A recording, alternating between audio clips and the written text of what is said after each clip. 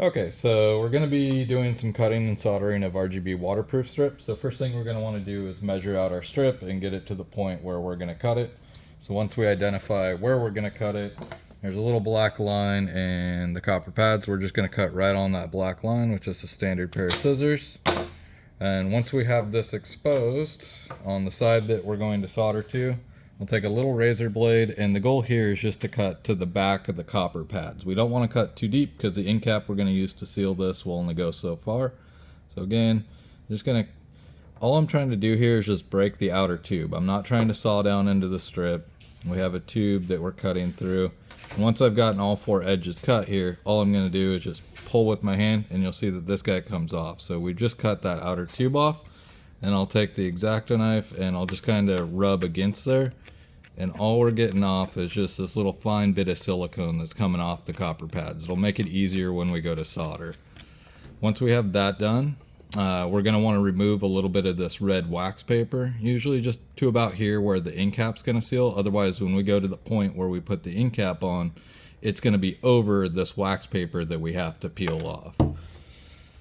Okay, so what you can see here, we've peeled back that red wax paper a bit. I'm just going to fold it over and just give it a little cut. That'll take off that excess piece. This is going to be sticky now, but that'll also help to get that end cap sealed on there really well when we go to do that. And then we'll repeat with the other side. On this side I don't need to because there was already the factory end cap, but normally you'll have to do the same on the end. You don't have to expose the copper pads on the end because you're not soldering any wires, so just the beginning has that exposed copper pad. Next we'll go ahead and move over to soldering. Okay, so now we've got our strip. We do a lot of things to try to make life easier. So we have a clip that holds the strip down in place for us. We have a little holder for the solder so that it makes it easier to, apply it by yourself. We're using a Hakko FX951. We really like this station because it doesn't use the typical sponge. It uses a Brillo brush, which is good if you're going to be reusing it a lot.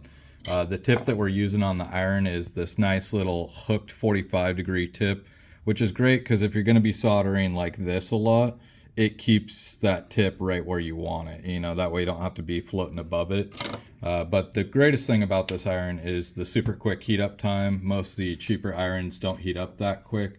So you'll see this guy kind of ramps up within a 10 to 15 second period. We try to keep our iron at 750 degrees all the time, especially for the waterproof stuff. You're going to notice that when we go to solder on there, the residue from the silicone needs to kind of burn off before the solder will take. So now that we're hot, we're going to go ahead.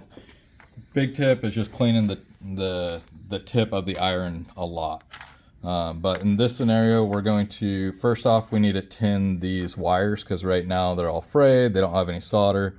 So I'm just going to simply separate, and then as I separate a wire, I'll go ahead and twist it up to get it nice and clean so there's not a bunch of frayed or loose wires going off to the next pad. And right now these are very, very long. We want these at the end of the day to be about the same length as the solder pad that we're going to solder it to. But that'll be kind of my final step before I attach it to the strip, is just to trim these back a little. But now that we have all four of our wires spread out and twisted together, we're going to go ahead and tin to these wires real quick. So this is another nice benefit of the solder holder and this hook tip. The hook tip, we can kind of arch it underneath and we can just tin that wire. You'll see that it gets nice and shiny. Even if you don't have the hook tip, you can just kind of touch it to the top and then rub it along there and it'll still tin out really well. But however you want there, as long as this whole piece of wire is tinned. Since we're going to trim this back at the end of the day, it's really important to make sure that this part especially gets tinned. I see a lot of people just tin the tip of the wire and then they trim it back, and then the part that they're using doesn't have solder. So now that we have that, what you can see is this wire exposed is way too long. We have too much coming off the back of it. So the goal is going to be to shorten this to the point where the insulation is the only thing really hanging off that strip. So go through. For me, there's no such thing as too short with these guys. The shorter the better, because now that's going to be about even with the size of the actual copper pad there. Maybe a little long still, but good enough.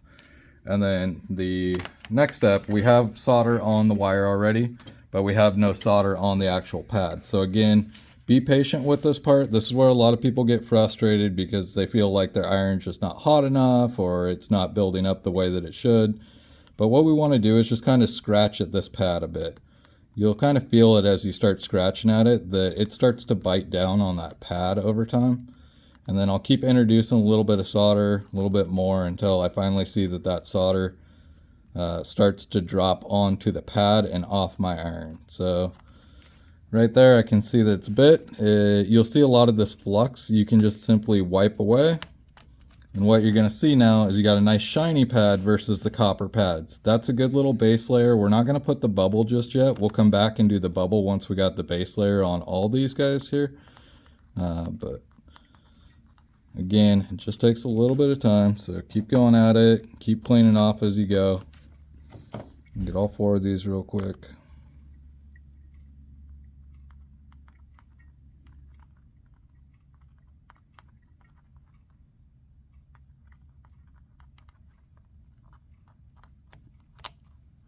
I wouldn't be worried about merging the soldering pads right now at all, because again, we're just going to come back and we're going to clean all these pads off after we're done. Right now I got a big bubble there. You can just simply wipe away. You know, cleaning is important with all these things.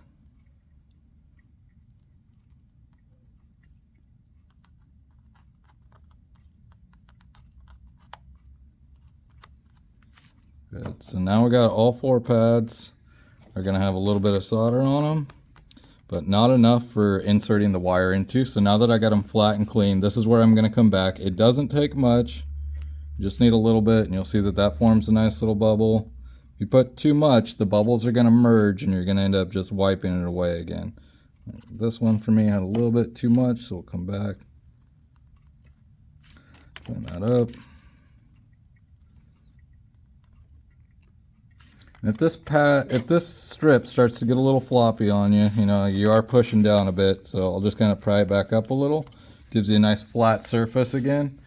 And at this point, we're gonna now add the wire, because we now have solder on the wire and we have solder on the strip. So we got to cut a little hole in this end cap. So these are the end caps that we use.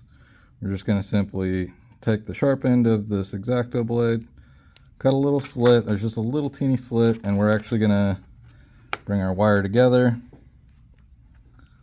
stick it into that slit, pull it through, and that's what we want. We want the cap sitting on there, because when we're done, we're gonna fill this with glue and then just seal that connection again. That part will come here momentarily. On these copper pads, they are labeled here. It's a little easier to see if we go down to this next cut point, but they are labeled with your positive, green, red, blue. When we go to attach our wire, we're going to want to do it in that same fashion. So right now I know my positive is this guy. So what I'll do is I'll line all of them up here real quick. So positive, green, red, and blue can switch out.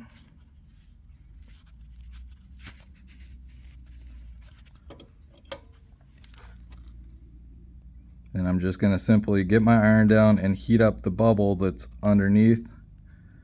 There we go. Green.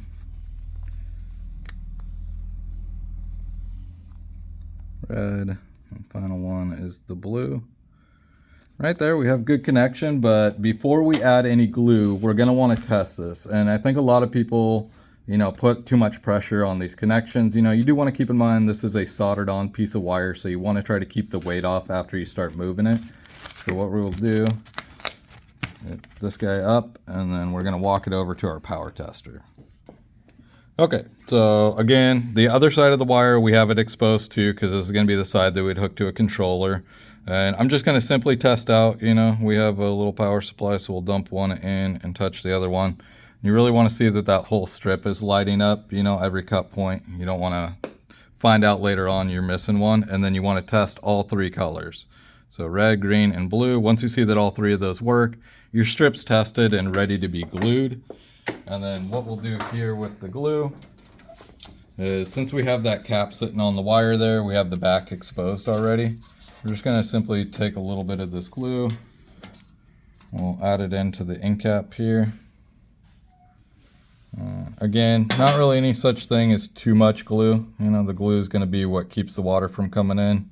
We'll wipe away a bit, and then that's that. You have your cap on the glue, and then you'll rinse and repeat with the cap on the end of it as well too. And then the next day, once it's dried, you should probably give it one more test and just make sure that everything's good before you go into final installation. And that's all there really is to it.